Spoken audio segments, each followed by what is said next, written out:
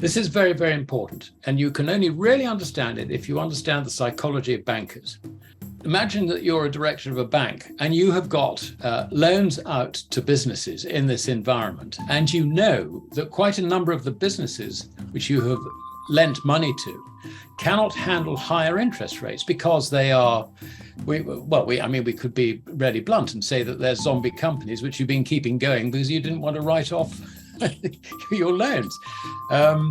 They could be merely businesses which in better times thrive, but when they get a drop in sales, then immediately they start running into overdrafts. So when it comes to that sort of liquidity money, do you really want to provide liquidity into an economy which you can see is beginning to turn down because interest rates are going up?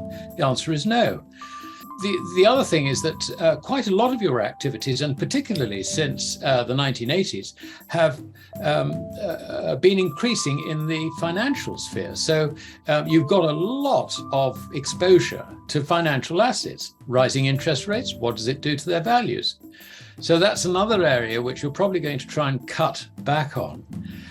So this is a time to be very nervous. And if you were caught, let us say, with COVID, and of course, COVID completely unexpected. What happened? Everybody, their sales stopped, their cost continued, their borrowing increased. So, you suddenly find that you are over-leveraged in a market which suddenly is beginning to decline. Now that, for a banker, is a frightening position to be in. So what do you do as a director of the bank?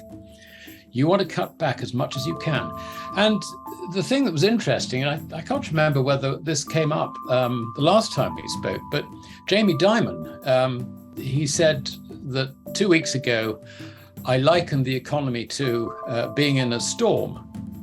I've upgraded that now. As far as I'm concerned, we are in a hurricane. Now that is the most senior commercial banker in the world, giving you a heads up that he is going to start contracting his balance sheet. Do not ignore that. And nor will all the cohort of bankers around the world. They will know exactly what he said. And if they hadn't already arrived at the same conclusion themselves, they have been told by Jamie Dimon that this situation is getting worse. Therefore, contract your balance sheets. It is inevitable. And this is the cycle of bank credit.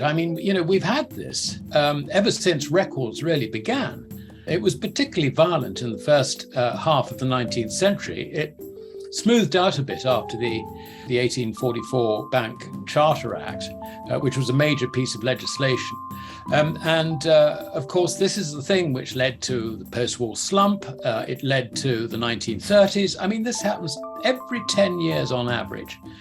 And we are now, 13, 14 years since the last slump, the last bank credit cycle downturn, which was essentially financial in nature, and that led to the Lehman failure. So, it's time we had another one, I'm afraid. And if you are a director of a bank, you will be very aware of all these dynamics, and you will feel very, very exposed.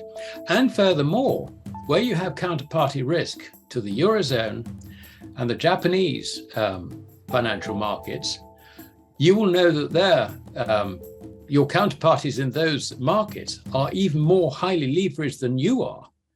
It's an average of the G-SIBs average in the Eurozone is around about 20 times.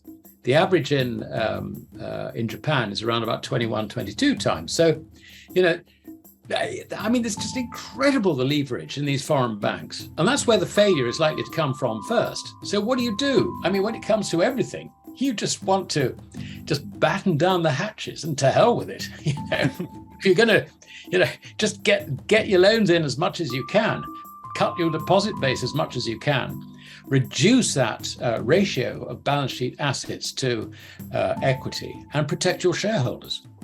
Are we beginning to see in the actual data these deleveraging steps on behalf of the banks? Is that already beginning to appear in the data that you monitor? It's only really evident in slowing down of the growth. I'm talking sort of worldwide rather than specifically. The slowing down in the growth of broad money supply, which is comprised basically of bank credit and everything which is slightly more liquid. So yes, we are seeing signs of it slowing down, but we haven't yet really got the signs that this is really going to crash. But I have no doubt that in my own mind that is the direction in which it's going. So you would think that banks would tighten lending policies, meaning they'd be letting fewer loans, they'd be making fewer loans right now, given their concerns. You would think they would probably trying to call any loans that they could, right? Yeah. Just they're not having them out there. I guess this is the type of behavior that you're expecting to see a lot more of over the coming months, correct?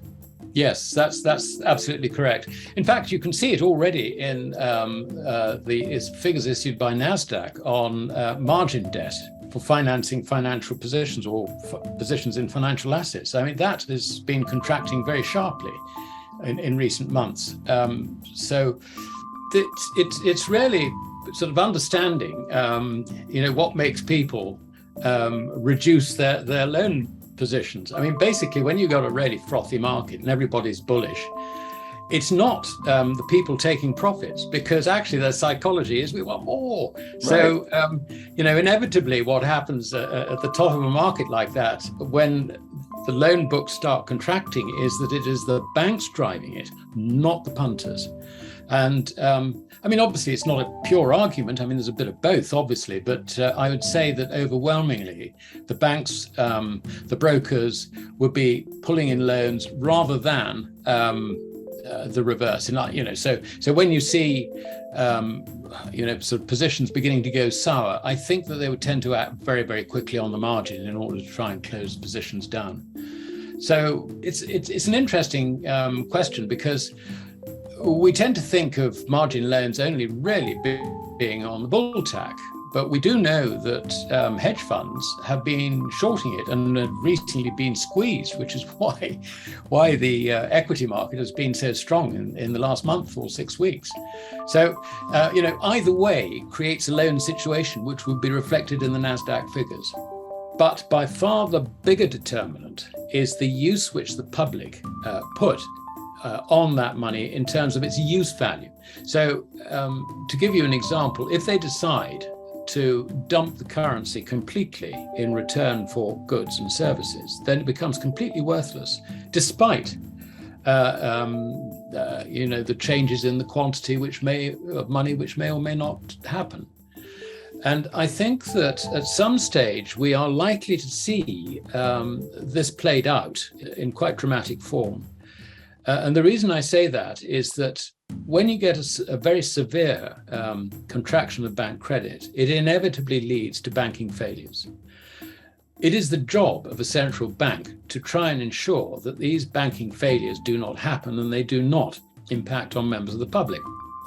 So what you're going to see is the currencies being debauched in order to protect the financial system, if I can put it that way. And I've said this so many times until I'm blue in the face. The prime example of this was John Law in 1720 France, when he printed credit in order to buy support shares in his Mississippi venture. And it got to the stage where it no longer began to work. The shares sank despite that. But what happened was that he destroyed the currency in the process. And we have a similar situation today, where the central banks will try and keep the whole of the financial system going, which basically is not just keeping the banks open for business, but also stopping financial assets from sliding in value. And now that's going to require enough money printing to either destroy the currencies through quantity alone, or more likely, destroy the credibility of the fiat currencies that they issue in order to try and support markets. And that, I think, is really where we're going with this. We are in a situation where the major banks are very highly leveraged. And when that happens and things start deteriorating in terms of the outlook as far as bankers are concerned, then they start contracting their balance sheets. Now, the reason this matters is that GDP is actually it's driven by bank credit. It is the spending of bank credit. The amount of cash spent, because you've got two elements of credit in the economy in terms of circulating media. You've got dollar notes and coin, which are token coin. They're not real. They're not real coins.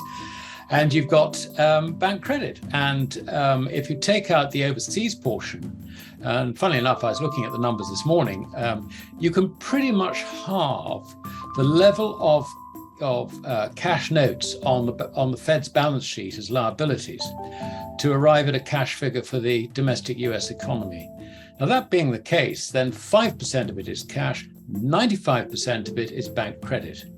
So what happens when you get a contraction of bank credit? GDP contracts.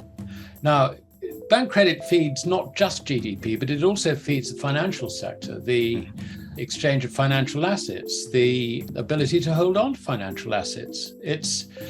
So it does two very, very important things. But if we concentrate on the on GDP for the moment, a contraction in bank credit to take them back to more normal times, I think means that it should, in theory, mean that GDP contracts by something like $4, $5, maybe $6 trillion.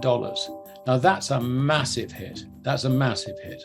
And that is without anything happening from abroad, because we've got systemic risks from abroad as well. So I think it's terribly important to understand what this GDP number is. It is not a reflection of economic performance, economic prospects, economic progress, whatever the Keynesians and the macroeconomists believe. It's not that. It is actually just the sum total of transactions funded through bank credit. And if you get a contraction of bank credit, you're going to get a contraction of nominal GDP, which, if it doesn't match, because it won't match because it is also contracting the financial sector. So that, I think, is the most important thing to understand. And what it means is that the slide in GDP, which we're only just beginning to see, is going to be considerably worse than anybody expects.